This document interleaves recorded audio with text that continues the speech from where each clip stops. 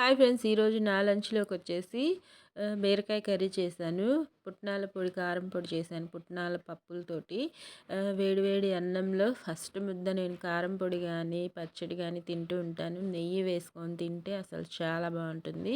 ఈరోజు చేశాను, అందుకే టేస్టింగ్ కోసము ఫస్ట్ ముద్దలో తింటున్నాను అనమాట. ఇదిగోండి చూసేయండి, ముద్ద అయితే చాలా బాగుంటుంది. ఫస్ట్ ముద్ద మీలో ఎంతమందికి అలవాటు ఉందో నాకు కామెంట్స్లో పెట్టండి. కారం పొడి అయితే చాలా బాగా వచ్చింది. ఎప్పుడు చేసినా బాగా వస్తుంది, నాకు తెలిసి నా వంట మీద నాకు ఆ నమ్మకం ఉంది. ఇదిగోండి, నెక్స్ట్ అయితే బీరకాయ కర్రీ కూడా మిక్స్ చేసుకుంటున్నాను. బీరకాయ కర్రీ కూడా చాలా బాగుంది.